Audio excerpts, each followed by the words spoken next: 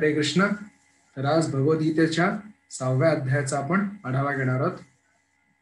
तर याआधी आपण भगवद्गीतेमध्ये पाहिला, पहिल्या अध्यायामध्ये अर्जुन कशा प्रकारे गोंधळात पडले होते आणि युद्ध करायचं का नाही असा संदेह त्यांच्या मनात निर्माण झाल्यानंतर भगवान श्रीकृष्णांचा त्यांनी दुसऱ्या अध्यायामध्ये गुरु म्हणून स्वीकार केला आणि भगवान श्रीकृष्णांनी सर्वप्रथम सांख्य योगाबद्दल अर्जुनाला सांगितलं.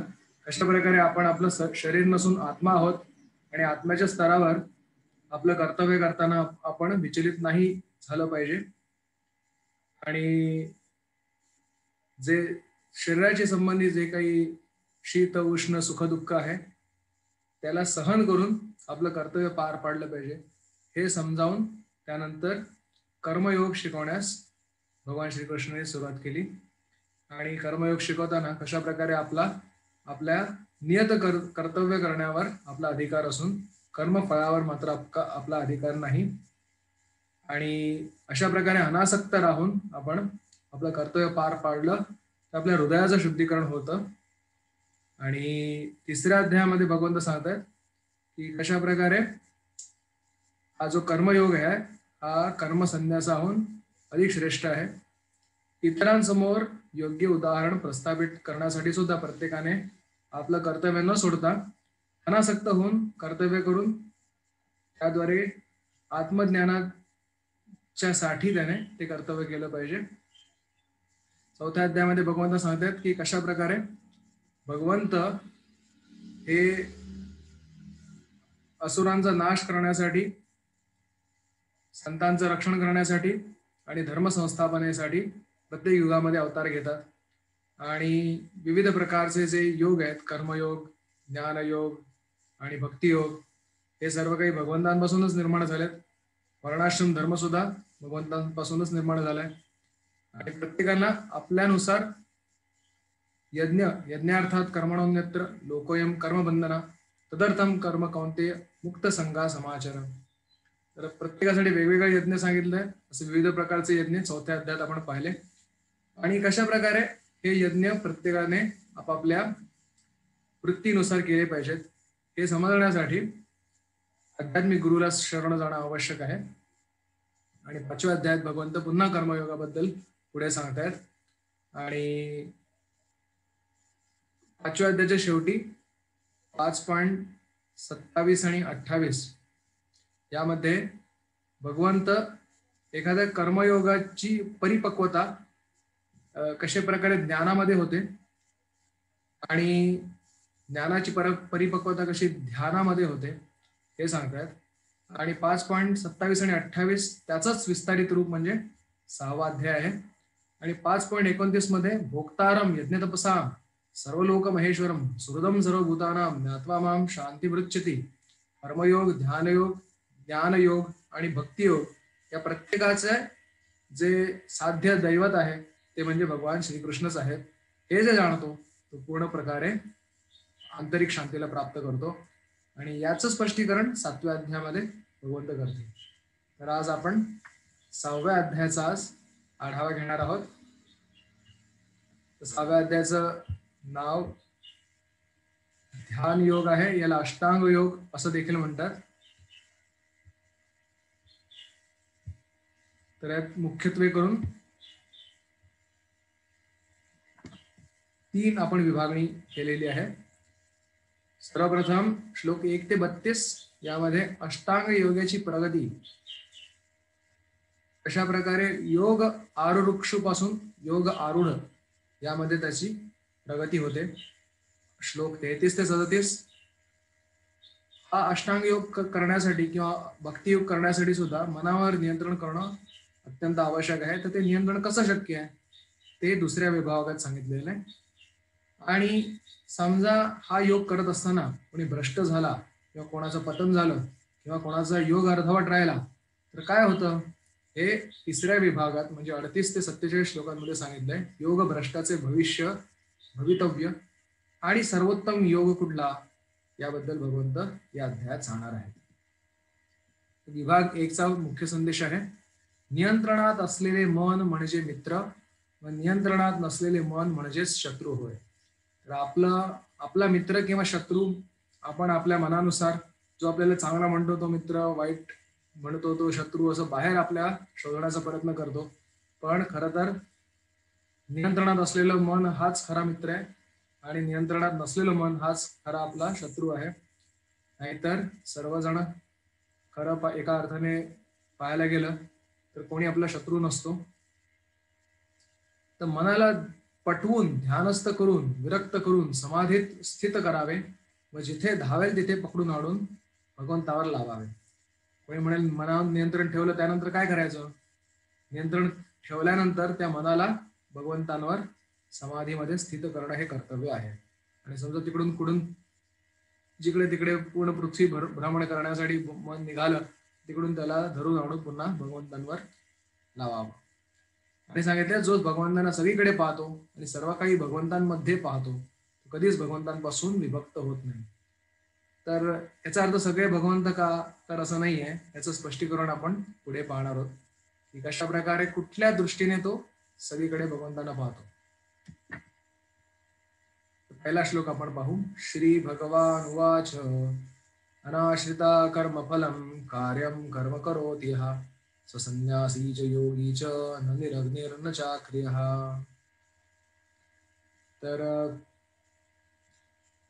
भगवंतांना संतुष्ट करणं हाच म्हणजे परिपूर्ण संन्यास आहे किंवा परिपूर्ण योग आहे.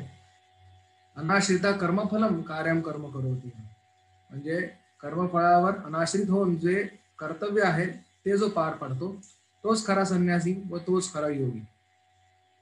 आणि केवळ जो निरग्नी आहे, जे पूर्वीच्या काळात 5 प्रकारचे यज्ञ सांगायचे, जो अग्नी पेटवत नाही तो संन्यासी किंवा योगी आहे असा अर्थ नव्हे. तर गृहस्थांसाठी 5 प्रकारचे यज्ञ पूर्वी सांगितले होते की घरामध्ये या 5 गोष्टी असतात ज्या वापराव्या लागतात दैनंदिन व्यवहार चालण्यासाठी. चूल असते, तिथे अग्नी, स्वयंपाक शिजवण्यासाठी अग्नी पेटवावा लागतो. किंवा दळण कांडण असतं की एखादी गोष्ट कुटण्यासाठी उखळ ठेवला जातो घरी. किंवा झाडू असतो, केरसुणी असते, किंवा कुंभ असतं, किंवा घट असतो पाणी साठवून ठेवण्यासाठी. तर अशा प्रकारे 5 ज्या गोष्टी आहेत, तर या 5 गोष्टींद्वारे अनवधानाने काही जीवांची हिंसा होत असते. तर या हिंसेपासून वाचवण्यासाठी 5 यज्ञ पंचशून्य म्हणून सांगितले, गृहस्थांसाठी सांगितले होते. हे 5 प्रकारचे यज्ञ. आता तर कलियुगामध्ये कुठलाच यज्ञ करणं शक्य नाही, फक्त एकच यज्ञ महत्वाचा सांगितलाय, संकीर्तन यज्ञ, हरिनामाचा जप करणं. पूर्वी याचे 5 यज्ञ सांगत होते. ते समजा यज्ञ सोडून दिलं करायचं म्हणजे तो योगी झाला किंवा संन्यासी झाला असा त्याचा अजिबात अर्थ नाही. तर योगी या शब्दाचा अर्थ, योग या शब्दाचा अर्थ युज या धातूपासून आलाय. युज या शब्दाचा अर्थ आहे जोडणे. तर भगवंताशी जोडणं, जो जोडायला शिकतो स्वतःला. आणि संन्यासी म्हणजे न्यास, म्हणजे भौतिक जगातली जी आपली अहंकाराची जी प्रवृत्ती आहे ती जो सोडायला शिकतो तो खरा संन्यासी व योगी होतो. आणि म्हणून वास्तविक संन्यास योग किंवा भक्ती म्हणजे मनुष्याने जीवात्मा म्हणून आपली स्वरूप स्थिती जाणून त्याप्रमाणे कार्य करणे होय. एक जण प्रभुपादांना येऊन म्हणाला की मला संन्यास घ्यायचा आहे. तर प्रभुपाद म्हणाले, का बरं तुला संन्यास घ्यायचा आहे? पण मला सगळं काही सोडायचं आहे. तर प्रभुपाद म्हणे, तुझ्याकडे काय होतं की जे तुला आता सोडायचं आहे? खरं तर आपल्या मालकीची कुठलीच या जगामध्ये वस्तू नाही आहे. या जे स्वामित्वाचा जो त्याग करणं की मी या गोष्टींचा मालक आहे, हा जो मिथ्या अहंकार आहे, त्या अहंकाराला त्याग करणं आणि स्वतःची वस्तुस्थिती म्हणजे आपण भगवानाचे सेवक आहोत हे जाणणं, हा म्हणजे खरा योग आहे आणि हाच खरा संन्यास आहे. तर पुढे सांगतायत की ही जी अष्टांग योगाची पद्धती आहे, तर ध्यान योगाची जी पद्धती आहे, तर त्याची सुरुवात आणि शेवट कशाने होतो ते सांगितलंय. आरुरुक्षोर मुनेर्योगम कर्म कारण उच्यते योगारूढस्य तस्यैव श्रम कारण उच्यते. म्हणजे आरुरुक्षो म्हणजे ज्याने योगाला सुरुवात केलेली आहे त्याच्यासाठी यम नियम या प्रकारचे जे नियत कर्म आहे त्याच्यावर त्याचा प्राधान्याने भर असतो. आणि जेव्हा तो योगामध्ये प्रगत होतो तेव्हा इंद्रिय संयम म्हणजे शम यावर त्याचा प्राधान्याने भर असतो. तर अष्ट अंग योग योग म्हणजे ध्यान योगाला अष्टांग योग म्हटलं तरी अष्टांग कुठली बरं? तर योगारूढ म्हणजे सुरुवातीचे अंग आहेत यम, नियम, आसन, प्राणायाम आणि प्रत्याहार. आणि योगारूढ म्हणजे अधिक प्रगत स्तर म्हणजे धारणा, ध्यान आणि समाधी. तर प्रभुपाद तात्पर्यात सांगतात की भक्त हा सुरुवातीपासूनच समाधी स्तरावर असतो. जी स्थिती अष्टांग योगी त्याच्या प्रगत स्तर प्राप्त झाल्यानंतर मिळवतो, त्याच्याही अधिक पुढची स्थिती समाधीची, हा जो भगवंताचा शुद्ध साधक भक्त असतो, तो अगदी सुरुवातीपासूनच समाधी स्तरावर असतो, पण तो निरंतर भगवान श्रीकृष्णांचा विचार करतो व त्याच्या भौतिक क्रियांचं शमन होतं. इकडे कथा सांगतात की प्रतिष्ठानपूर नावाचं एक गोदावरीच्या तीरावर एक गाव आहे आणि तिथे एक दरिद्री विप्र असतो आणि त्याला तो समजतो की माझ्या कर्मामुळेच मी दरिद्री आहे, त्यामुळे आता मी भगवंताची सेवा कशी करू शकतो. तर एका कथेमध्ये तो ऐकतो की अरे भगवंताची सेवा करण्यासाठी काही फार मोठ्या सामग्री एकत्र करण्याची गरज नाही, तुम्ही काय तुमच्या मनामध्ये सुद्धा भगवंतावर ध्यान करून भगवंताची सेवा करू शकता. भक्ती अहैतुकी अप्रतिहता आहे, कुठल्याही परिस्थितीत ती बाधित होऊ शकत नाही. भगवंतांप्रती तुमचं जे प्रेम आहे तुम्ही कसेही व्यक्त करू शकता, मनातल्या मनात सुद्धा सेवा करू शकता. तर झालं एवढं समजल्यानंतर तो दरिद्री विप्र जो होता तो अत्यंत प्रसन्न झाला आणि त्या दिवसापासून मानसी सेवा करण्याला त्याने सुरुवात केली. तर सोन्याच्या भांड्यामध्ये त्याने एकदा मनातल्या मनात ठरवलं की सोन्याच्या भांड्यामध्ये मी खीर अर्पण करेन म्हणून. त्याने मनातल्या मनात खीर बनवली आणि तो भांड्यामध्ये ओतून भगवंतांना अर्पण करायला जाणार मनातल्या मनात, तेवढ्यात त्याचे अंगठे जे आहेत ते खिरीमध्ये बुडाल्यानंतर दोन्ही अंगठे त्याचे भाजले आणि तो म्हणाला अरे अरे अरे हे जे भोग मी लावणार होतो तो दूषित झाला, असं म्हणून अंगठे भाजल्यामुळे तो समाधीतून त्याच्या बाहेर येतो आणि पाहतो तर खरोखरच त्याचे दोन्ही अंगठे भाजलेले असतात. आणि हे पाहून वैकुंठामध्ये नारायण जे आहेत ते हसायला लागतात आणि लक्ष्मीदेवी आणि इतर परिकर विचारतात की भगवंता काय झालं, का हसताय तुम्ही. भगवंत सांगतात माझा असा भक्त माझी मनातल्या मनात सेवा करताना समाधी लागली त्याची आणि त्याचे अंगठे समाधीमध्ये गरम खिरीमध्ये बुडाल्यामुळे भाजले आणि समाधीतून बाहेर आल्यानंतर सुद्धा पाहिलं तर अंगठे त्याचे खरोखरच भाजले होते. आणि त्याच क्षणी भगवान नारायण जे आहेत ते त्या भक्ताला वैकुंठात परत बोलवतात. तर अशा प्रकारे भगवंताचा जो भक्त आहे तो नेहमीच समाधीमध्ये असतो. तर असा जो योगारूढ आहे किंवा ध्यानामध्ये जे प्रगत अवस्था प्राप्त केली आहे तर त्याचं लक्षण सांगतात की तो इंद्रिय तृप्तीपासून जेव्हा पूर्णपणे मुक्त होतो आणि स्वतःच्या संकल्पांसाठी काम करणं सोडून देतो, म्हणजे स्वतःच्या स्वार्थी संकल्पांसाठी काम करणं सोडून देतो, तर त्याला योगारूढ असं म्हटलं. आणि पुढे म्हणतात की पण कृष्ण भक्तीमध्ये मात्र सुरुवातीपासूनच व्यक्ती इंद्रिय तृप्तीपासून मुक्त असतो, तर त्यामुळे त्याला यंत्रवत प्रयास करावे लागत नाही.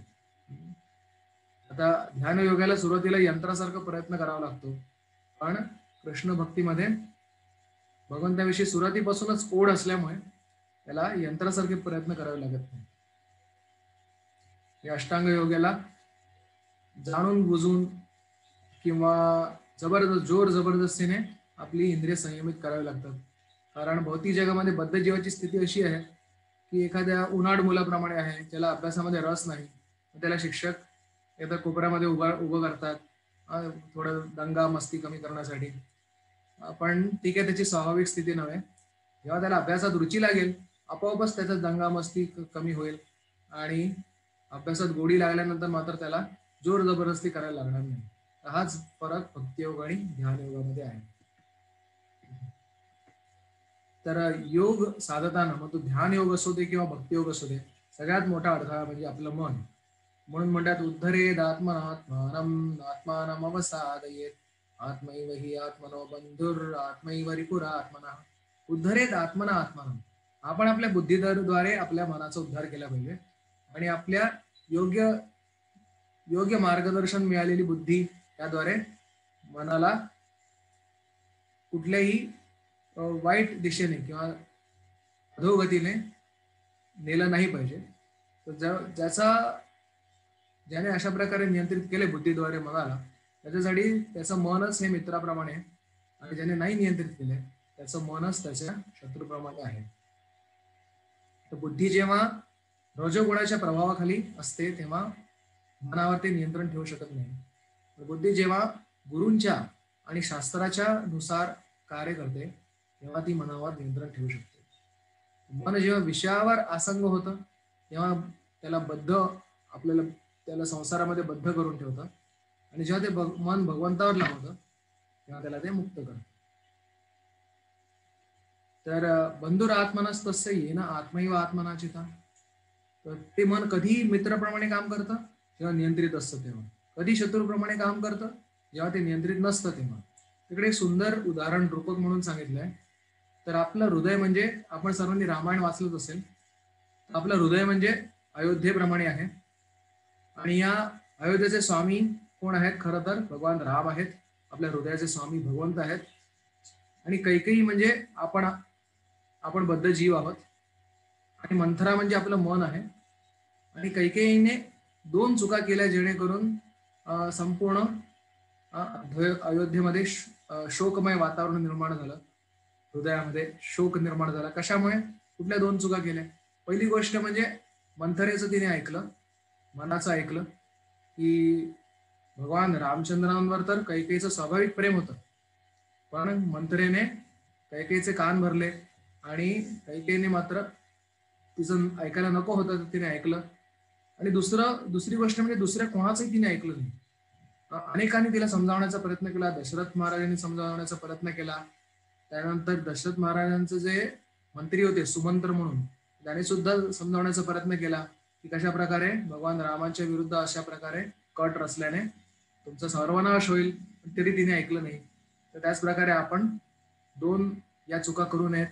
आपल्या दुष्ट मनाचा आपण ऐकू नये, पण आपल्या बुद्धीचा आपण ऐकावं. आणि दुसरी गोष्ट म्हणजे गुरु, साधू, शास्त्र यांच्याकडून आपण ऐकलं पाहिजे. पण कैकेयीने मात्र दुसरं कोणाचंच ऐकलं नाही, फक्त मनाचं ऐकलं, आणि त्यामुळे एवढा मोठं दुष्ट प्रकरण तिच्या आयुष्यामध्ये घडलं. दुसरी एक गोष्ट याच्यामध्ये आपण पाहतो की मनाला कसं नियंत्रित ठेवायचं. तर वाघाला एक सर्कसवाला कसा प्रशिक्षण देतो त्या प्रकारे आपल्याला मनाला नियंत्रित ठेवायला लागेल. तर वाघाला सुरुवातीला तो उपाशी ठेवतो, त्याच प्रकारे आपल्याला आपल्या मनाला मन जिथे धावेल त्या विषयांकडे, त्या दुष्ट विषयांकडे त्याला जाऊ नाही दिलं पाहिजे. आणि कदाचित मन नंतर आरडाओरडा करेल, जसं तो वाघ डरकाळ्या फोडतो खूप भुकेला असल्यानंतर, त्याला त्यावेळेला समजा खायला दिलं तर उलट तोच त्या प्रशिक्षकाला खाऊन टाकेल. पण त्याच वेळेला तो आरडाओरडा करतो, याचा अर्थ आता तो नियंत्रणाखाली यायला सुरुवात झाली आहे असं समजलं पाहिजे. आणि त्यामुळे मन जरी आपल्या विरुद्ध काही आवाज करत असेल तरी सुद्धा गुरु, साधू, शास्त्र यांच्या आदेशानुसार मनाला तीच गोष्ट दिली पाहिजे जी त्याच्या पोषणासाठी आवश्यक आहे. आणि मनाविरुद्ध मनाला योग्य नियंत्रण आणण्यासाठी कोणाला विचारायला पाहिजे? तर गुरूंना विचारायला पाहिजे, मनाला विचारता कामा नये. समजा जसं मनाशी समजा आपली कुस्ती होते, समजा कुस्तीच्या रिंगणामध्ये, आणि मनाला सगळे आपले डावपेच माहिती आहेत, आणि आपण समजा हरतोय मनाकडून, तर कुस्तीचे जे शिक्षक आहेत म्हणजे जे गुरु आहेत त्यांना विचारलं पाहिजे की पुढच्या वेळेला कुठला डाव खेळायला पाहिजे मी, की जेणेकरून माझी अशा प्रकारे हार होणार नाही. मनाला नाही विचारलं पाहिजे की अरे मी तुला कधी हरवू शकतो का. मन तर नेहमी आपल्याला खाली पाडण्यासाठी तत्पर असतं, पण गुरूंना विचारलं पाहिजे की कशा प्रकारे मी या मनावर विजय प्राप्त करू शकतो. पुढे म्हणतात की परमसत्याच्या अनुभूतीशिवाय पुस्तकी ज्ञान हे निरुपयोगी आहे. जितात्मना प्रशांतस्य परमात्मा समाहिता. अशा प्रकारे जसं मन परमात्म्यावर केंद्रित झालेलं आहे, तो सर्व काही शीत उष्ण सुख दुःख मान अपमान यांच्या पलीकडे जातो. आणि जेव्हा अशी अनुभूती त्याला होते भगवंताची, तेव्हाच तो योगामध्ये प्रगत होऊ शकतो. आणि केवळ पुस्तकी ज्ञान म्हणजे उदाहरणार्थ कोणी पोहण्यावर भरपूर 50 पुस्तकं वाचले, पण एकदा पण पाण्यामध्ये उतरलं नाही, तर ते ज्ञान म्हणजे तेवढ्या फक्त पुस्तकामध्येच राहतं. पण जेव्हा तो पाण्यामध्ये उतरून योग्य शिक्षकाद्वारे हात पाय कसे मारायचे याचं प्रशिक्षण घेतो, तेव्हा तो काही खऱ्या अर्थाने काही प्रगती करू शकतो. तर योगामध्ये 2 स्तर आहेत, की एक स्तर आहे की ज्याच्यामध्ये आपल्या बुद्धीला पटतं की आपल्याला मनावर नियंत्रण ठेवणं आवश्यक आहे, भगवंताची भक्ती करणं आवश्यक आहे, इंद्रियांपासून दूर राहणं आवश्यक आहे, इंद्रियांचे जे विविध भरकटणारे विषय आहेत त्यापासून दूर राहणं आवश्यक आहे. बुद्धीला पटणं म्हणजे स्पष्टता आली असं समजायचं. आणि जेव्हा मनाला पटलं की हो हो खरोखर भगवंतांच्या नामामध्येच रुची आहे, भगवंतांच्या सेवेमध्येच रुची आहे, तर तेव्हा त्याला शुद्धता आली असं म्हणायचं. तर स्पष्टता आधी येते, शुद्धता त्यानंतर येते. अशा प्रकारचा अधिक प्रगत योगी आहे तो, त्याला सम लोष्ट्र अश्म कांचन म्हटलंय. युक्त इत्युच्यते योगी सम लोष्ट्र अश्म कांचन, म्हणजे तो दगड आणि सोनं याच्याकडे एका दृष्टीने पाहतो. कोणी म्हणेल हे कधी संभव आहे का अशा प्रकारे, असं कुठलं उदाहरण आहे का की ज्याच्यामध्ये एखादा प्रगत जो अष्टांग योगी आहे किंवा भक्ती योगी आहे तो दोन्हीकडे एकाच दृष्टीने पाहतो. त्याच्यामध्ये भक्ती योगाचं मध्ये एक असं उदाहरण आहे की कृष्णदेवरायाच्या दरबारामध्ये राज्यामध्ये एक पुरंदर नावाचा एक जवाहीर राहत होता, आणि हा अत्यंत कवडी चुंबक ज्याला म्हणतात की एकदम कृपण होता, की जे जास्तीत जास्त धनाची हाव करत होता आणि कुठून पैसा मिळतोय ते पाहत होता. जेव्हा राजा त्याच्याकडे जेव्हा मौल्यवान रत्न खरेदी करायला यायचा तेव्हा पुरंदर असं सांगतात की रत्नांचे मौल्यवान रत्नांचे पण पैसे लावायचा आणि त्याच्या स्वागतासाठी त्याला काही दूध पाणी काही देत असेल तर त्याचे सुद्धा पैसे लावायचा. तर त्यामुळे कृष्णदेव राय त्याला चांगला ओळखून होता.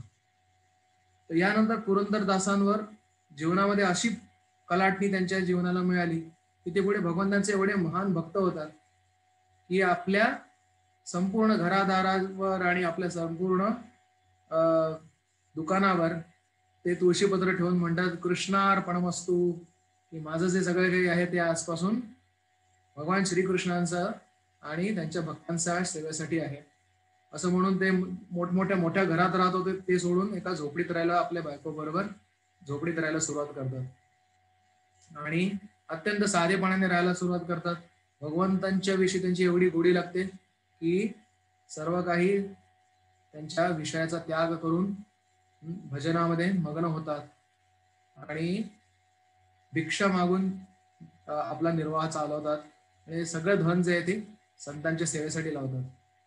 तर कृष्णदेवरायांचे जे गुरु होते व्यासतीर्थ म्हणून, की ते जेव्हा त्यांचे आशीर्वाद घेण्यासाठी कृष्णदेवराय त्यांच्याकडे येतात आणि त्याच वेळा इकडे पुरंदरदासांचं सुद्धा आगमन होतं. पुरंदरदास आता वैष्णव झालेले आहेत आणि त्यांचं वेश सुद्धा एका भिक्षुकासारखा आहे आणि व्यासतीर्थांना आपले गुरु समजून पुरंदरदास त्यांच्यासोबत लोटांगण घालतात, दंडवत करतात आणि इथे कृष्णदेवरायांना विचारतात व्यासतीर्थ की हे कोण आहेत बाबा. कृष्णदेवराय म्हणतात अहो मी यांना चांगला ओळखतो, हे तर माझ्या राज्यामधले एक मोठे जवाहीर होते आणि रत्नांचा व्यापार करायचे आणि एवढे कंजूष होते की मला ते स्वागतासाठी जे दूध यायचं त्याचे सुद्धा पैसे लावायचे. तर मला वाटत नाही की हा फार मोठा संत आहे किंवा चांगला साधू, आता मोठा याची काहीतरी नवीन काही एक नवीन त्याची युक्ती दिसती आहे की जेणेकरून हा अजून पैसे कमवेल.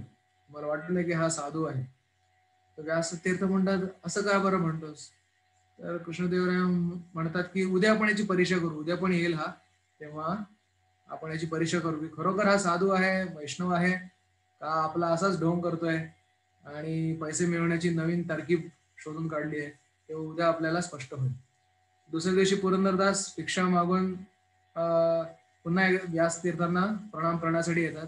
तेव्हा कृष्णदेवराय काही रत्न त्यांच्याकडे असतात, काही हिरे असतात, दंडवत करताना त्यांच्या न कळत, पुरंदरदासांचे न कळत त्यांच्या झोळीमध्ये तांदूळ असतात त्याच्यामध्ये ते स्वतःकडचे रत्न, मौल्यवान रत्न त्याच्यामध्ये टाकतात आणि पुरंदरदास हे दंडवत करून निघून जातात. आणि दुसऱ्या दिवशी सकाळी व्यासतीर्थ कृष्णदेवरायांसोबत पुरंदरदासांच्या घरी जातात आणि त्यांची पत्नी घरी असते. तर पुरंदरदास त्यांची पत्नी जी असते ती सांगते की आमचे हे तर बाहेर गेलेले आहेत, भिक्षा मागण्यासाठी जातात. भिक्षेमध्ये जे काही मिळतं ते आम्ही सर्व काही प्रथम संतांना अर्पण करतो आणि जे उरलं ते आम्ही त्याच्यावर आमचा निर्वाह चालतो. तर म्हणतात पण काल मात्र एका दुष्टाने आमच्या पतीच्या झोळीमध्ये जे तांदूळ होते त्याच्यासोबत काही खडे टाकले होते. तर कृष्णदेवरायाला आश्चर्य वाटतं. अच्छा, कसं समजलं तुम्हाला? तर म्हणतात आम्ही जेव्हा निवडण्यासाठी काढले, जेव्हा शिजवण्यासाठी बाहेर काढले तेव्हा आम्हाला समजलं कोणी खडे टाकले. तर आम्ही ते खडे काढून परसामध्ये फेकून दिलेले, अंगणामध्ये फेकलेले. कृष्णदेवराय आणि व्यासतीर्थ जाऊन बघतात तर खरोखरच अंगणामध्ये पुरंदरदास आणि त्यांच्या पत्नीने त्यांना रत्नांना खडे समजून त्यांना अंगणामध्ये फेकून दिलेलं असतं. तर हे पाहून कृष्णदेवरायांना समजतं, स्वतःची चूक उमजून येते. अरे बापरे, एवढ्या मोठ्या संतांचा एवढा मोठा अपराध केला मी. तेव्हा पुरंदरदास येतात परत, तेव्हा त्यांना अपराधाची याचना, क्षमा मागून याचना करतात की क्षमा करा, मी तुम्हाला चुकीचं समजलो. तर समरोष्ट्राश्म कांचना, की ज्याला हिऱ्याची एवढी, रत्नांची एवढी पारख होती, तर अशा प्रकारचा व्यक्ती भक्त झाल्यानंतर त्याला रत्न आणि दगड यामधला फरक समजू येईना. तर कारण त्याचं सर्व मन जे आहे ते भगवंतांच्या सेवेत आणि त्याच्यामध्ये एवढी रुची निर्माण झाल्यानंतर परमदृष्ट्या निवर्तते. जेव्हा उच्च प्रकारची रुची निर्माण होते तेव्हा इतर गोष्टींमध्ये त्याचं स्वारस्य पण कमी होतं आणि त्याची आसक्ती पण त्यातली पूर्णपणे निघून जाते. त्याचं उत्तम उदाहरण इकडे पुरंदरदासांच्या रूपामध्ये आपल्याला समजून येईल. आणि असा जो आत्मसंयमी व्यक्ती असतो त्याच्यामध्ये स्वामित्वाचा पूर्णपणे अभाव असतो, तर असा व्यक्ती सर्वांना एकत्र एक दृष्टीने पाहतो. त्याचा मित्र असू दे किंवा शत्रू असू दे किंवा उदासीन असू दे किंवा मध्यस्थ असू दे. त्याबद्दल पुढच्या श्लोकात सांगितले. आणि पुढे असा जो योगी आहे तो कशा प्रकारे आपल्या मनाची एकाग्रता ठेवतो आणि त्यासाठी त्याला काय केलं पाहिजे तर ते सांगितले. योगी युंजित सततम आत्मानम रहसी स्थिता. रहसी या शब्दाचा अर्थ आहे की एकांतामध्ये राहत होतो. एकाकी यत चित्तात्मा निराशीर अपरिग्रहा. तर आपल्या मनाला नियंत्रणात ठेवण्यासाठी तो द्वितीय संघ त्याचा नसतो. म्हणून योगाला सांगितलंय की त्याने अरण्यामध्ये जाऊन योग साधला पाहिजे. पण कलियुगात ते आता कोणाला शक्य नाही. तर म्हणून रहस्य या शब्दाचा अर्थ कृष्ण भक्ताच्या दृष्टीने कुठल्याही कुसंगाला आपल्याला बळी पडलं नाही पाहिजे असं आपण घेऊ शकतो. केवळ सदाचारी व्यक्तींच्या, साधूंच्या, संतांच्या संघामध्ये आपण, वैष्णवांच्या संघामध्ये आपण राहायला पाहिजे. आणि जो स्त्री संगी आहे किंवा जो दुराचारी आहे असाचा संघ आपण टाळायला पाहिजे. आणि जेणेकरून आपलं मन नेहमी भगवान श्रीकृष्णांवर, त्यांच्यामध्येच आपलं मन मग्न होईल. आणि पुढे ध्यान योगासाठी अजून सांगितले. शुचो देशे प्रतिष्ठाप्य स्थिरम आसनम आत्मनः नात्युच्छितम नातिनीचम शैलाजिन कुशोत्तरम. एकदम पवित्र असं स्थळ शोधून त्याच्यावर आसन, त्याची रचना करून, की जे अत्यंत उच्च स्थळी पण नाहीये, नीच स्थळी पण नाहीये, आणि त्याच्यावर चैल, अजिन आणि कुश यांची 3 आसनं ठेवून त्यावर बसून हृदय शुद्ध करण्यासाठी आपण ध्यान योग केला पाहिजे. ही ध्यान योगाची प्रक्रिया भगवंत सांगतात. आणि बरोबर तात्पर्यात सांगतात कलियुगामध्ये मात्र कृतेय ध्यायतो विष्णू वेतायाम यजतो मकै वापरे परिचर्यायाम कलौत हरी कीर्तन. जे साध्य होत होतं कृतयुगामध्ये, सत्ययुगामध्ये ध्यान करून भगवंतांवर, जे त्रेतायुगामध्ये यज्ञ करून, द्वापर युगामध्ये परिचर्या करून, तेच कलियुगामध्ये हरिनाम संकीर्तन करून साध्य होतं. म्हणून तुकाराम महाराज सुद्धा म्हणतात, नाम संकीर्तन साधन पै सोपे जळतील पापे जन्मांतरीची. पुन्हा आपण अष्टांग योगाकडे वळू. त्याच्यामध्ये यम नियम आपण असे त्याचे योगा रुरुक्षेची अंग पाहिली होती. त्याचंच आता स्पष्टीकरण आपण करतोय. समम काय शिरोग्रीवम धारे नचलम स्थिरम. तर यम म्हणजे काय, तर काय न करावे. तर यमाची 5 अंग सांगितली. अष्टांग योगामधलं पहिलं अंग यम. यमाची पुन्हा 5 अंग आहेत आणि ते साधल्यानंतर त्याने काय लाभ होतो त्याबद्दल सांगितलंय. तर पहिलं अंग आहे अहिंसा. समजा तुम्ही कोणाची हिंसा केली नाही, तुम्हाला कोणी हानी करणार नाही. दुसरं अंग आहे सत्य. सत्य म्हणजे नेहमी सत्याचेच कास धरणं, कधी सत्य न सोडणं. तर हे समजा आपण एखाद्याने केलं तर तो जे काही बोलेल ते ते ते सुद्धा सत्य होईल. कारण त्याने सत्याचाच आश्रय घेतलाय. धर्मो रक्षती रक्षता. तुम्ही धर्माचं रक्षण केलं तर धर्म तुमचं रक्षा करेल. अस्तेय म्हणजे इतर कोणाची वस्तू न घेणं. असं तुम्ही केलं तर त्याचं अनुषंगिक फळ आहे की तुमची सुद्धा वस्तू चोरी होणार नाही. ब्रह्मचर्य याचं फळ आहे की तुम्हाला जी आध्यात्मिक शक्ती प्राप्त होईल. अपरिग्रह म्हणजे जेव्हा लागेल तेवढ्याच गोष्टीचा संग्रह करणं. याने काय होईल की तुम्हाला तुमच्या गरजा नियंत्रित राहतील आणि अधिक वस्तू गोळा करण्याची आवश्यकता भासणार नाही. पुढे म्हणतात नियमाबद्दल सांगतात. प्रशांतात्मा विगत भीर ब्रह्मचारी व्रते स्थिता मन संयम्य मच्चित्त युक्ता आसीत मत्परा. नियम म्हणजे काय काय करावं अष्टांग योगाने. त्याचे पण 5 अंग आहेत. शौच म्हणजे शरीराची आंतरिक बाह्य शुद्धता. म्हणजे बाह्य शुद्धता अंघोळ वगैरे योग्य वेळेला करून, आंतरिक शुद्धता मनाची प्रसन्नता ठेवून, मनामध्ये कुठले वाईट विचार न आणता आपला ध्यान साधून. तर याने फायदा काय होतो, तर शरीरापासून विरक्ती निर्माण होते की शरीरामध्ये अत्यंत जी विविध मागण्या असतात तर त्या पूर्ण करण्याची आवश्यकता लागत नाही. त्या मागण्या कमी कमी होत जातात. नियमाचं दुसरं अंग आहे संतोष. मनाचा समजा संतोष ठेवला तर भौतिक समाधान तर प्राप्त होतच, पण आध्यात्मिक आनंद सुद्धा प्राप्त होतो. नियमाचं तिसरं अंग आहे तप. तप केल्यामुळे सिद्धी प्राप्त होते. तर खरं तर तपाची वृषभदेव म्हणतात तपो दिव्यम पुत्रका येन सत्वम शुद्धेत ब्रह्मसौख्यम तनंतम.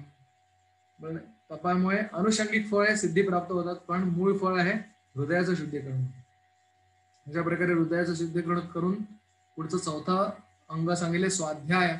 भगवद्गीता भागवतम भक्तियोगाने या शास्त्रांचा अभ्यास करावा आणि ध्यान योगाने सुद्धा भगवद्गीता आणि योगसूत्र इत्यादींचा अभ्यास करून काय करायला लागेल.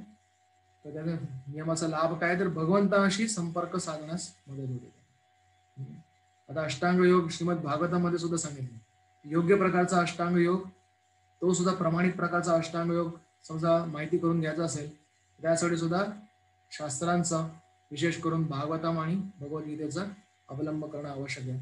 आणि भक्ती योगाचा अवलंब करण्यासाठी तर त्याची नितांत आवश्यकता आहे. तर असा स्वाध्याय एखाद्याने केला तर श्रीमद भागवतम भगवद्गीता वाचून ध्यान योगाचं मन परमात्म्यावर केंद्रित होईल आणि भक्ती योगाचं मन भगवंतावर केंद्रित होईल. आणि परमात्मा हे फक्त भगवंतांचं एक रूप आहे, भगवंताचं पूर्ण रूप मात्र श्याम सुंदर कृष्ण किंवा नारायण या रूपामध्ये पाहायला मिळतं. आणि सगळ्यात शेवटचा अंग म्हणजे ईश्वर प्रणिधान, म्हणजे भगवंतांवर समाधी प्राप्त होते. तर अशा प्रकारे जो योगामध्ये नियुक्त झालाय त्याचा लाभ काय ते सांगितलंय की भगवंतांच्या अंतरी असलेली जी शांती आहे, निर्वाण परम शांती जी आहे ती त्याला प्राप्त होते. तर ही जी शांती आहे ही कुठल्याही प्रकारच्या दुसऱ्या उपायाने प्राप्त होणं शक्य नाही. आणि म्हणून श्वेताश्वतर उपनिषदात सांगितलंय तम एव विदित्वा अतिमृत्युम एति. भगवंतांना जाणूनच एखादा मृत्यूच्या पलीकडे जाऊ शकतो. आणि पुढे सांगतात की जो अधिक खातो किंवा अधिक झोपतो तर अशा प्रकारच्या व्यक्तीला योग साधणं अशक्य आहे. तर म्हणून शास्त्रांच्या आदेशानुसार मनुष्याला आपल्या जीवनाचं पालन केलं पाहिजे. तर अधिक खाण्याने नुकसान असं आहे की अधिक जो खातो तो अधिक आळशी बनतो आणि त्यामुळे त्याला अधिक झोप काढावी लागते. अधिक झोपल्यामुळे त्याला अधिक तमोगुणामध्ये जातो आणि जितका जास्त तमोगुणामध्ये आणि रजोगुणामध्ये जातो तेवढा त्याला योग साधणं अत्यंत कठीण होऊन बसतं. तर योगासाठी किमान त्याला सत्वगुणामध्ये येणं आवश्यक आहे. सत्वगुणामध्ये येण्यासाठी शास्त्राच्या आदेशानुसार खाणं पिणं विहार हे अत्यंत आवश्यक आहे. म्हणून पुढच्या श्लोकात सांगितले युक्ताहार विहारस्य युक्त चेष्टस्य कर्मसु युक्त स्वप्नावबोधस्य योगो भवति दुःखः.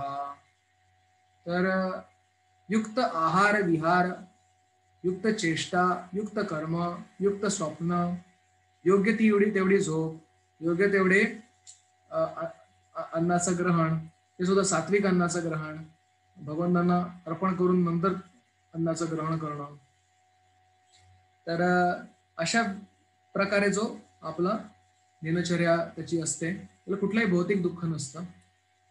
तर यासाठी अव्यर्थ कालत्व म्हणजे कुठलाही एक मिनिट सुद्धा एक क्षण सुद्धा फुकट न घालवणं. कारण चाणक्य पंडित सांगतात प्रत्येक जो क्षण आहे तो आपण लाखो रुपये देऊन सुद्धा तो क्षण पुन्हा परत मिळवू शकत नाही. आणि हा मनुष्य जीवन अत्यंत दुर्मिळ आहे, दुर्लभ आहे. त्यातला प्रत्येक क्षण आपल्या ध्येयाच्या प्रती प्रगतिशील होण्यासाठी आपण उपयोग केला पाहिजे. आणि याचं उत्तम उदाहरण म्हणजे रूप गोस्वामी आणि हरिदास ठाकूर यांचं सांगतात. रूप गोस्वामी जे आहेत ते फक्त 1.5 तास निद्रा घ्यायचे आणि इतर सर्व वेळात हरिनामाच्या चिंतनामध्ये, भगवंतांच्या सेवेमध्ये आणि अनेक अनेक शास्त्रांचा अभ्यास करून त्याचं तात्पर्य लिहिण्यामध्ये श्री भक्तिरसामृत सिंधू, श्री उज्ज्वल नीलमणी, श्री विदग्ध माधव, श्री ललित माधव असे अनेक प्रकारचे ग्रंथ लिहून संपूर्ण मानव जातीवर त्यांनी उपकार केलाय. पण हे साध्य करण्यासाठी त्यांनी रात्रीची झोप सुद्धा, दिवसाची झोप सुद्धा सगळ्यावर त्यांनी नियंत्रण मिळवून फक्त 1.5 तास ते झोपत असत. हरिदास ठाकूरांबद्दल सांगतात की त्यांच्या 3 लक्ष हरिनाम होण्याच्या आधी ते एक अन्नाचा कण सुद्धा घेत नसत किंवा विश्राम पण घेत नसत. तर किती खावं याबद्दल मध्वाचार्य सांगतात. पण प्रत्येकाची क्षमता वेगवेगळी असते आणि प्रत्येकाची गरज पण वेगवेगळी असते. तर कोणी किती खाल्लं पाहिजे त्याबद्दल मध्वाचार्य सांगतात की एक तर प्रथम सात्विक अन्न भगवंतांना अर्पण करून घेतलं पाहिजे आणि दुसरं म्हणजे एवढं घेतलं पाहिजे की जेणेकरून दिवसभर उत्साह राहील आणि जेणेकरून अशक्तता येणार नाही. समजा गरजेपेक्षा जास्त घेतलं तर आळस येईल, गरजेपेक्षा कमी घेतलं तर अशक्तता येईल. तर म्हणून बरोबर प्रत्येकाने आपापल्या दृष्टीने पाहायला पाहिजे किती खाल्ल्यानंतर मला दिवसभर उत्साह वाटतोय तर तेवढं त्याने खाल्लं पाहिजे. तर अशा प्रकारे जेव्हा यदा विनियमितं चित्तम आत्मनि एवावतिष्ठते निस्पृहा सर्व कामेभ्यो युक्त इत्युच्यते तदा. तर जो कृष्ण भावनेमध्ये अशा प्रकारचा योग साधणं अत्यंत सुलभ आहे. कारण त्याचं मन नेहमी भगवंतांवरच केंद्रित असतं. त्यामुळे सगळी इंद्रिय सुद्धा त्याची भगवंतांच्या सेवेमध्येच असतात. मनाला इंद्रियाचा राजा म्हटलंय. तर जेव्हा राजा एखाद्या मिशनमध्ये आहे किंवा एखाद्या कामामध्ये आहे तर सर्व प्रजा त्याच्या जोडीला असते. त्याचप्रकारे मन समजा भगवंतांच्या चरणावरती असलं तर सर्व इंद्रिय सुद्धा आपोआपच नियंत्रणामध्ये येतात. त्याच्या मनाचं उदाहरण दिलंय की असा जो योगी आहे त्याचं मन स्थिर झालंय. त्याची उपमा दिली आहे की कशा प्रकारे एखादा दिवा निवात किंवा जिथे वाऱ्याचा प्रादुर्भाव नाही अशा ठिकाणी अविचलित होऊन तेवत असतो. त्याच प्रकारे भक्ती योगाचं किंवा अष्टांग योगाचं मन हे वायुरहित स्थळी असलेल्या दिव्याप्रमाणे स्थिर असतं आणि त्याचं मन हे कुठल्याही प्रकारच्या अडथळ्याने विचलित होऊ शकत नाही. यत्र उपरमते चित्तम निरुद्धम योगसेवया यत्र चैव आत्मन पश्यन् आत्मनि तुष्यति. आणि अशा प्रकारचे अतिंद्रिय सुख प्राप्त करून झाल्यानंतर यापेक्षा अधिक काही आहे असं त्याला वाटत नाही आणि कुठल्या प्रकारचं दुःख त्याला त्याच्या योगापासून विचलित करू शकत नाही. तर मनाचे 5 स्तर सांगितलेत. तर सगळ्यात आधी म्हणजे मन मूढ या अवस्थेत असतं जेव्हा ते तमोगुणाच्या आहारी गेलेलं असतं.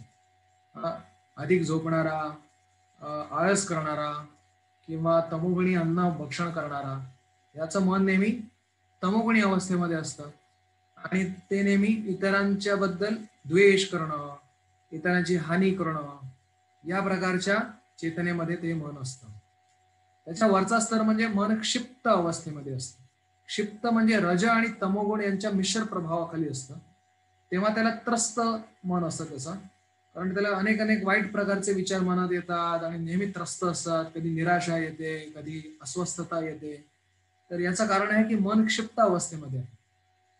याच्या वरची अवस्था म्हणजे विक्षिप्त अवस्था, म्हणजे रजोगुणाच्या प्रभावाखाली असणं, म्हणजे विचलित, म्हणजे त्याला ज्या ध्येयावर केंद्रित करायचंय, अभ्यासाला बसला तर मन इकडे तिकडे पळतंय, नोकरी करतोय, त्या काही कामावर केंद्रित करण्याचा प्रयत्न करतोय, पण मन त्याला इकडे तिकडे पळवतंय.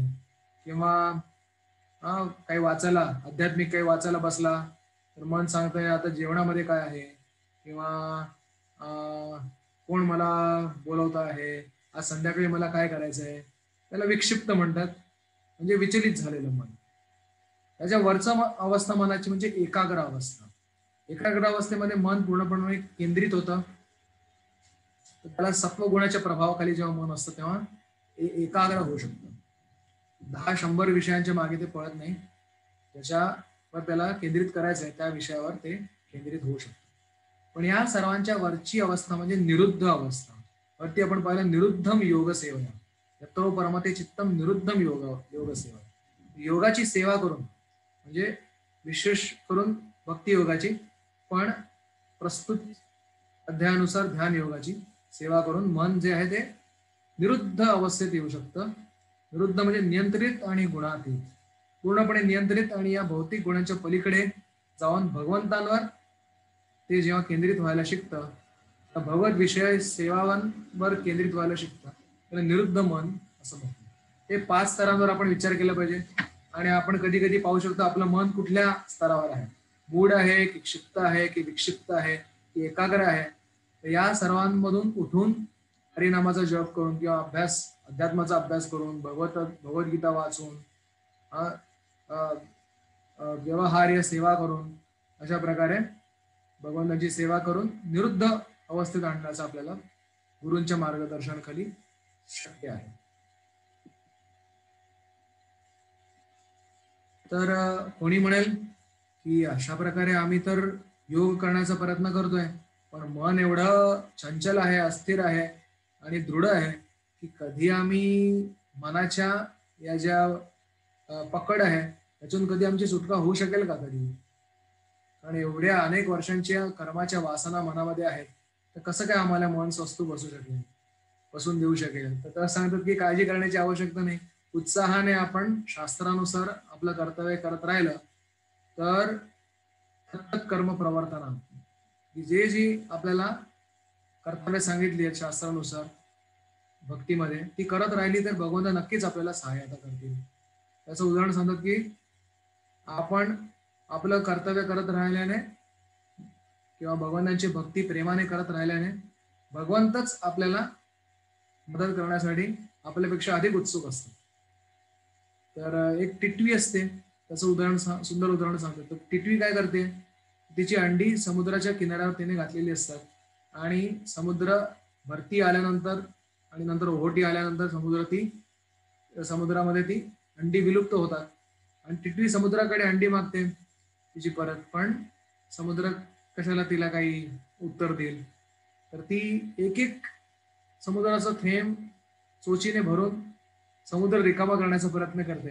तर सर्वजण तिला म्हणतात, अगं तू काय करतेस, आयुष्यभर तरी केलंस तरी एक तांब्याभर तरी पाणी कमी होईल का समुद्राचं. तर तरी सुद्धा ती तिचा प्रयत्न चालू ठेवते. आणि नारद मुनी जाऊन गरुड, जे भगवंताचे वाहन आहेत गरुडजी, त्यांना जाऊन सांगतात की तुमची एक नातेवाईक जी आहे तिची अंडी समुद्राने परत नाही केलीत पहा.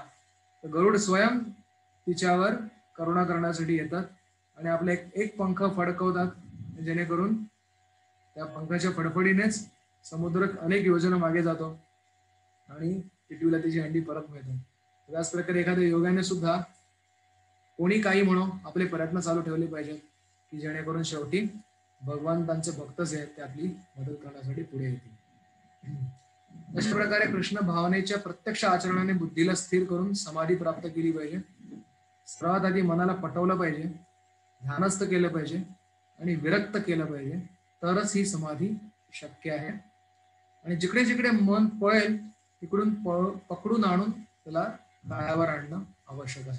खास करून जे जप करतात भगवंताच्या नावाचा, त्यांच्यासाठी हा जो नियम आहे हा अत्यंत फायदेशीर आहे.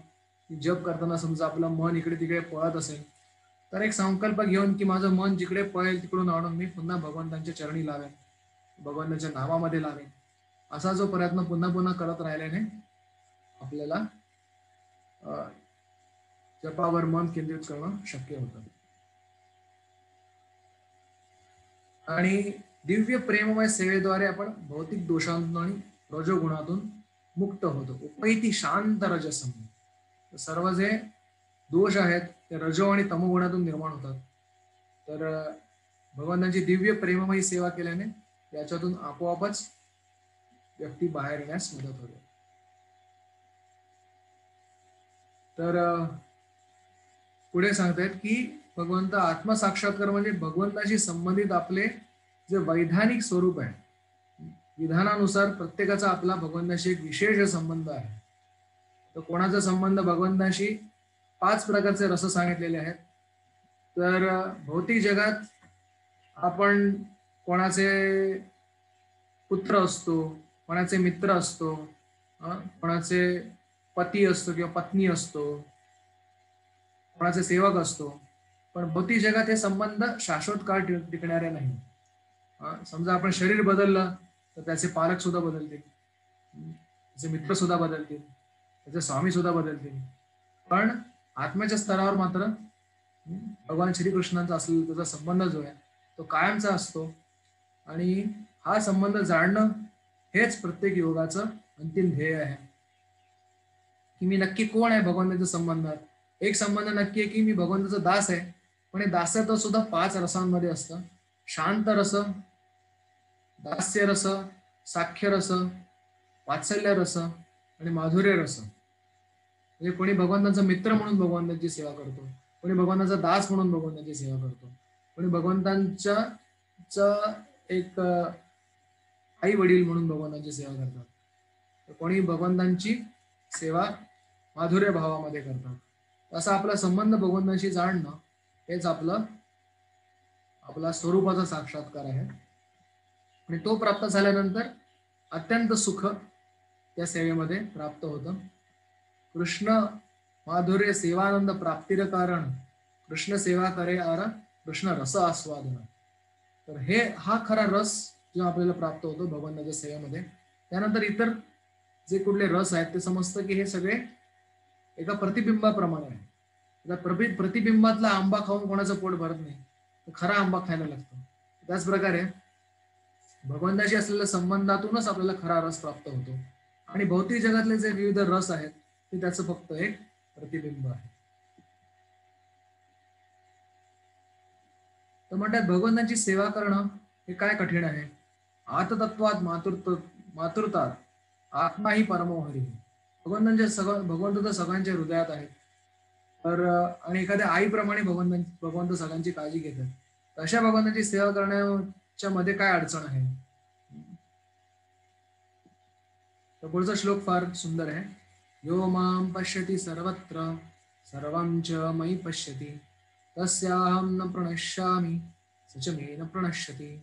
यो मां पश्यति सर्वत्र, जो मला सगळीकडे पाहतो, सर्वं च मयि पश्यति, सगळं काही माझ्यामध्ये पाहतो, तस्याहं न प्रणश्यामि स च मे न प्रणश्यति, त्याच्या नजरेआड मी कधीच होत नाही.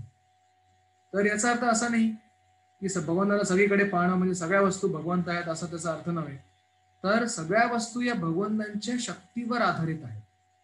कृष्णेर स्वाभाविक 3 शक्ती परिणती चित शक्ती, जीवशक्ती, आरमाया शक्ती.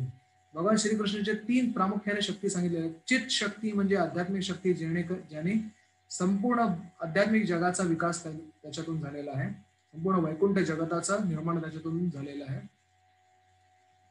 त्यानंतर जीवशक्ती म्हणजे आपण सर्व जे जीव आहोत ते भगवंतांची जीवशक्ती आहोत. आणि मायाशक्ती म्हणजे आपल्या समोर जे काही सगळं दिसतंय, पृथ्वी जल वायू जे काही पदार्थ दिसतात ते सर्व काही भगवंतांच्या मायाशक्तीपासून निर्माण झाले. तर ह्या वस्तू पाहून जेव्हा आपल्याला भगवंतांची आठवण होते तेव्हा आपण म्हणू शकतो की आपण सगळीकडे भगवंतांना पाहतो. जसं एकदा प्रभुपादांना एकाने विचारलं होतं की आपण भगवंतांना सगळीकडे कसं काय पाहू शकतो. प्रभुपादांनी आपला जो चष्मा आहे तो काढून टेबलवर ठेवला आणि सांगितलं आपल्या शिष्याला की हा चष्मा तू पाहिलास तर तुझ्या मनात काय विचार येतो. प्रभुपाद म्हणतात की बरोबर शिष्य म्हणतो की हा चष्मा पाहून माझ्या मनात येतं की अरे हा तर माझ्या आध्यात्मिक गुरूंचा चष्मा आहे आणि माझी आधाराची प्रवृत्ती त्या चष्माकडे निर्माण होते. प्रभुपाद म्हणतात की बरोबर त्याच प्रकारे जगातली कुठलीही वस्तू आपण पाहतो तर आपण अशा मनात विचार केला पाहिजे अरे ही माझ्या भगवंतांची वस्तू आहे, मालकीची वस्तू आहे आणि त्याप्रती आदराचा भाव निर्माण झाला पाहिजे. हे म्हणजे यो माम पश्यती सर्व सर्वमच्या मही पश्यती, सर्व काही भगवंतांच्या शक्तीवरच आधारित आहे. तो सगळं तो खऱ्या अर्थाने भगवंतांना सगळीकडे पाहू शकतो. आणि म्हणून जेव्हा कुठे उल्लेख येतो वेदांमध्ये की भक्त हा भगवंताशी एकरूप होतो, याचा अर्थ असा नाही की भगवंतामध्ये तो विलीन होतो. असा एखादा पक्षी आहे, तो झाडावर, हिरवा पक्षी, तो समजा हिरव्या झाडावर बसला तर याचा अर्थ असा नाही की तो त्या झाडामध्ये विलीन झाला. त्याचं स्वतःचं अस्तित्व आहे, झाडाचं सुद्धा स्वतःचं अस्तित्व आहे आणि ते कायम पण आहे. फक्त याचा अर्थ आहे की त्या पक्षाने आता त्या हिरव्या झाडाचा आश्रय घेतला. तर त्याच प्रकारे भक्त जेव्हा कृष्णाशी एकरूप होतात असं जिथे लिहिलंय त्याचा अर्थ असा आहे की भगवंतांच्या इच्छा याच ह्या भक्ताच्या इच्छा बनून जातात.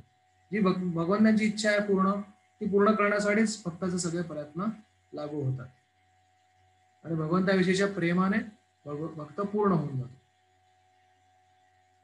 अशा प्रकारची कृष्ण भावना म्हणजेच हा खरा योगाभ्यासामधला परमोच्च समाधीस्थ अवस्था आहे. जसं वृंदावनामध्ये ज्या गोपी आहेत त्या काही कुठलीही गोष्ट करत असताना अगदी दही दूध घुसळताना सुद्धा किंवा दूध विकताना सुद्धा सुरुवातीला म्हणतात की दही घ्या दूध घ्या, दही घ्या दूध घ्या.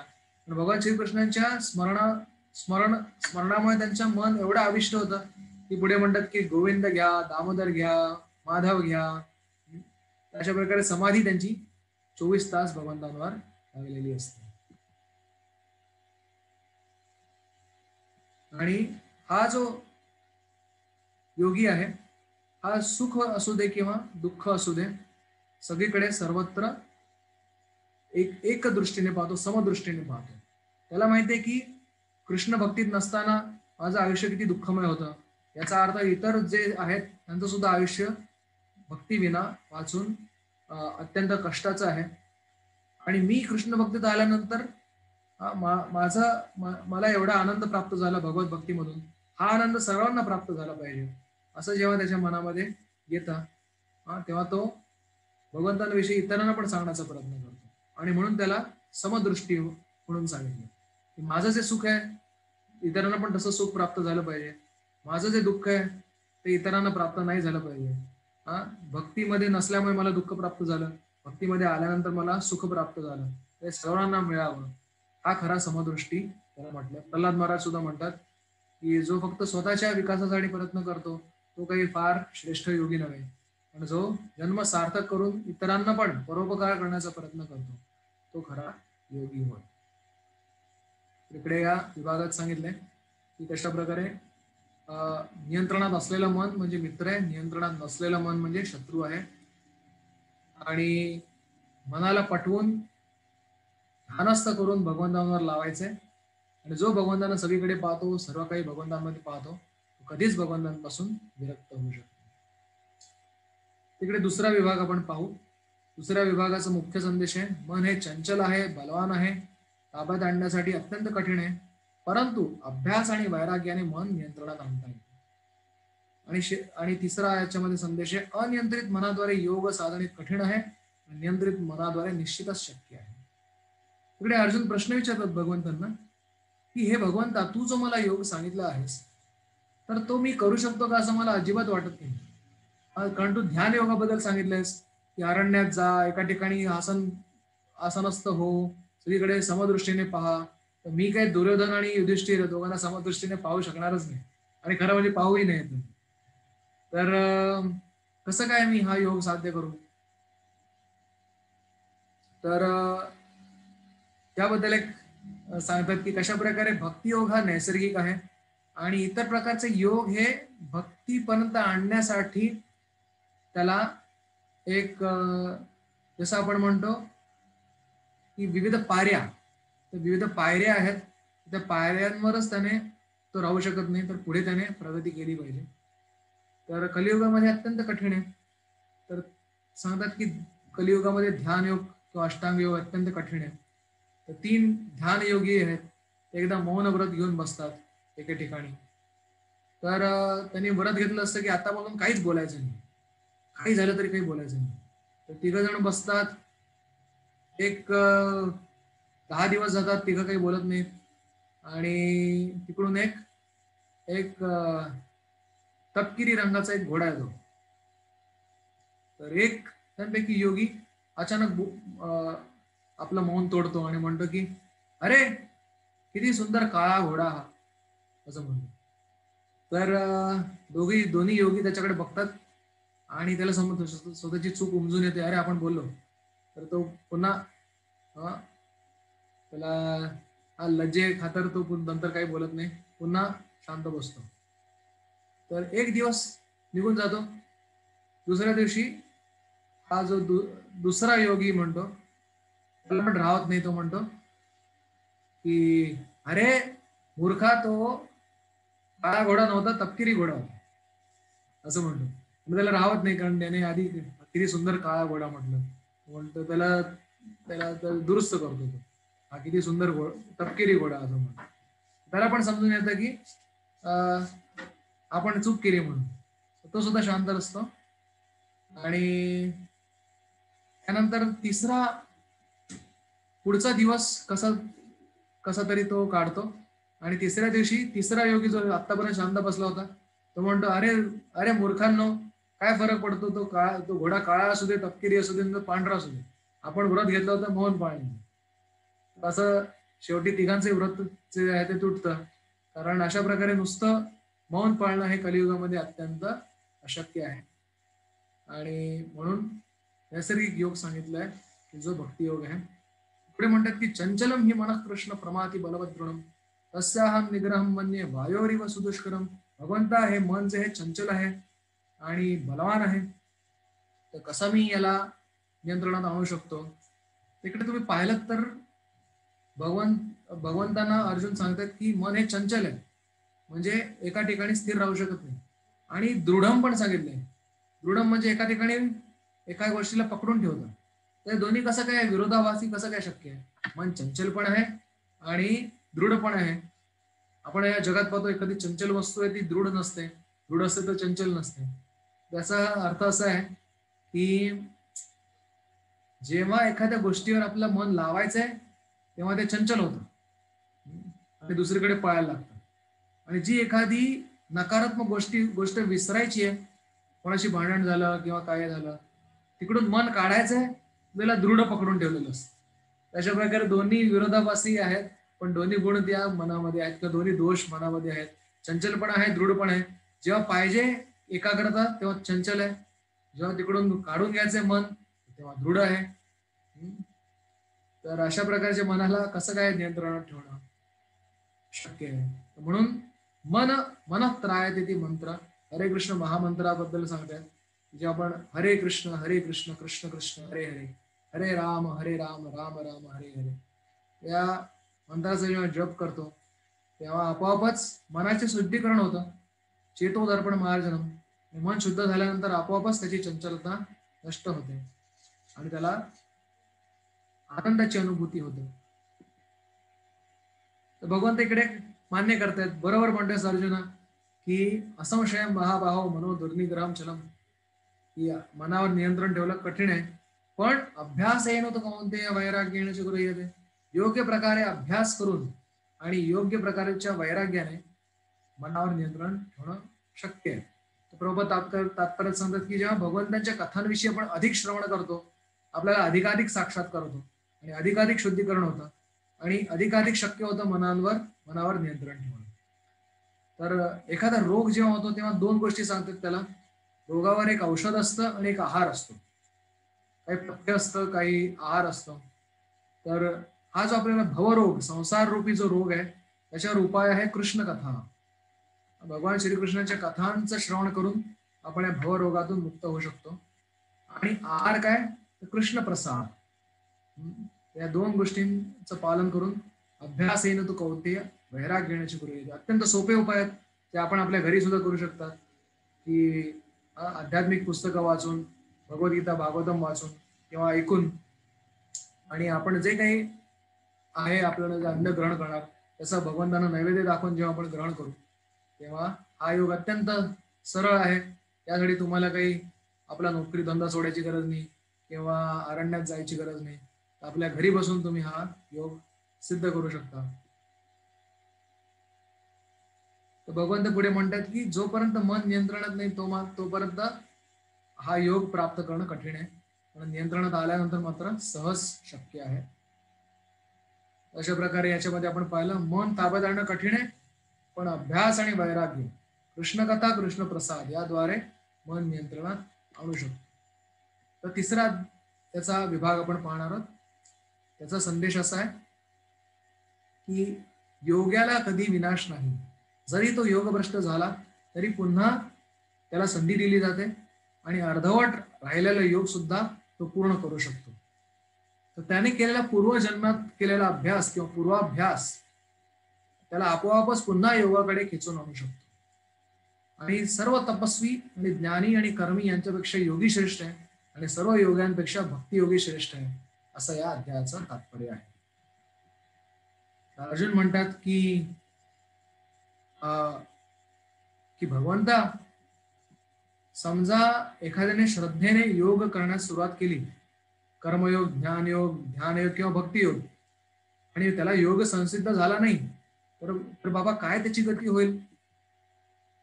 कदाचित एखादा ढग, जो छोटा ढग जेव्हा मोठ्या ढगाला प्राप्त करण्याचा प्रयत्न करतो आणि तो एक स्वतःची आधीची स्थिती सोडून दुसऱ्या स्थितीमध्ये जाण्याच्या आतच समजा तो विरून गेला, नष्ट होऊन जाईल तो. त्याच प्रकारे एखादा जो भौतिकतावादी आयुष्य जगत होता, त्याने ते सगळं सोडून योग करण्याचा प्रयत्न केला आणि समजा मध्येच भरकटला तर काय होईल? समजा जर योग सिद्ध झाला तर भगवंताची प्राप्ती होईल, तर उत्तमच आहे. समजा नाही झाला तर बिचाराला भौतिक सुख पण नाही भोगायला मिळणार आणि आध्यात्मिक सुख पण दूर राहिलं. तर दोन्ही जसं म्हणतात, धोबी का गधा, न घर का न घाट का, त्याची अवस्था काय होणार? तर हा माझा संदेह कृपा करून तुम्ही दूर करा, असं भगवान श्रीकृष्णांना विचारतात. भगवान श्रीकृष्ण अत्यंत एक आशा देणारं उत्तर देतात की पार्थ नैवेह नामुत्र विनाशस्तस्य विद्यते नाही कल्याणकृत कश्चित दुर्गतीम तात गच्छति. अर्जुना, अजिबात घाबरू नकोस. असा प्रकारचा जो योगी आहे तो कधीच दुर्गतीला प्राप्त होत नाही. कल्याणकृत, अशा प्रकारचं कल्याणाची कामं करणारा जो आहे त्याची दुर्गती कधीच होणार नाही, अशी खात्री भगवंत पटवून देत आहेत. आणि म्हणतात अशा योगाची काय अवस्था होते? समजा योगभ्रष्ट हा थोड्या प्रयासानंतर, थोड्या प्रगतीनंतर समजा योगातून भ्रष्ट झाला तर प्राप्य पुण्यकृताम लोकानुषित्वा शाश्वती समान शुचिनाम श्रीमताम गे योग भ्रष्टो विजायते. तर तो पुण्यकृताम लोकां म्हणजे स्वर्गीय लोकांमध्ये अनेक काळापर्यंत राहून आपले ज्या राहिलेल्या भौतिक इच्छा पूर्ण करू शकतो आणि त्यानंतर त्याचा वैभवशाली कुटुंबामध्ये किंवा गुणवान कुटुंबामध्ये तो पुन्हा जन्म घेतो. किंवा अथवा योगिनामेव कुले भवती धीमता एतदी दुर्लभतरम लोके जन्म यदि दृश्यम. किंवा भक्तांच्या घरी तो जन्म प्राप्त करतो. जर जास्त काळ प्रयास करून नंतर त्या योगभ्रष्ट झाला तरी सुद्धा त्याला चिंता करण्याची काहीच गरज नाही आणि त्याचं मन आपोआपच पूर्वी केलेल्या त्याच्या साधनेमुळे पुन्हा भगवंतांवर केंद्रित होतं. त्याची अनेक उदाहरणं आहेत. जड भरत, गजेंद्र, वृत्रासुर, नारद मुनी, अशी अनेक उदाहरणं आपल्याला यामध्ये पाहू शकतो. असा योगी जो आहे आपोआपच त्याची भगवंतांकडे ओढ असते आणि जरी एका जन्मामध्ये तो सिद्ध नाही झाला योग, तरी पुढील जन्मामध्ये तो भगवंतांकडे आकर्षित आपोआपच होतो. आणि अशा प्रकारे तो शेवटी भगवंतांच्या दिव्य प्रेममयी सेवेमध्ये नियुक्त होतो. तरी शेवटचे 2 श्लोक अत्यंत महत्वाचे आहेत. तपस्विभ्योऽधिको योगी ज्ञानिभ्योऽपीधिको मतोऽधिकः कर्मिभ्यश्चाधिको योगी तस्माद् योगी भव अर्जुन. सर्वप्रथम भगवंत सिद्ध करतात की तपस्व्यांपेक्षा सुद्धा योगी श्रेष्ठ आहे, ज्ञानींपेक्षा सुद्धा योगी श्रेष्ठ आहे, कर्मींपेक्षा सुद्धा योगी श्रेष्ठ आहे. म्हणून हे अर्जुना तू योगी हो. आणि पुढचा श्लोक जो या 6व्या अध्यायाचा चरम श्लोक आहे तो पुढच्या 6ही अध्यायांसाठी सूत्राप्रमाणे काम करतोय. तो श्लोक आहे योगीनामपि सर्वेषां मद्गतेनांतरात्मना श्रद्धावान भजते यो माम समे युक्ततमो मतः. अशा सर्व योग्यांमध्ये सुद्धा सर्वात श्रेष्ठ योगी कोण आहे तर भगवंताचा भक्त हाच सर्वश्रेष्ठ योगी आहे. श्रद्धावान भजते यो माम समे युक्ततमो. युक्ततर युक्ततम. सगळ्यात चांगल्या प्रकारे माझ्याशी जोडला गेलेला भक्त योगी म्हणजे माझा भक्त होय, हे भगवंत स्वतःच्या श्रीमुखाने स्पष्ट करतात. आणि प्रभुपाद तात्पर्यात सांगतात जसं हिमालयामध्ये अनेक शिखर आहेत पण माउंट एव्हरेस्ट जे आहे ते सर्वोच्च शिखर आहे, त्याच प्रकारे विविध प्रकारचे योग आहेत, कर्मयोग आहे, ध्यान योग आहे, अष्टांग योग आहे, पण सगळ्यात उंच शिखर आहे माउंट एव्हरेस्ट, म्हणजे सगळ्यात उंच शिखर आहे हे भक्तियोग. तर प्रत्येकाने अशा प्रकारे भक्तियोग करून आपलं जीवन सफल केलं पाहिजे. आणि पुढचे 6 अध्याय भगवंत या भक्तियोगाबद्दल सांगतील. आपण 7व्या अध्यायात पाहणारच आहोत की कशा प्रकारे भगवंत भक्तियोगाचं वर्णन करतात. ते आता आपण पाहिलं की योगभ्रष्ट झालेला पुन्हा त्याला संधी मिळते, त्याला पूर्वी केलेला अभ्यास पुन्हा योगाकडे आकर्षित करतो आणि सर्व योगांमध्ये भक्तियोग हा श्रेष्ठ आहे.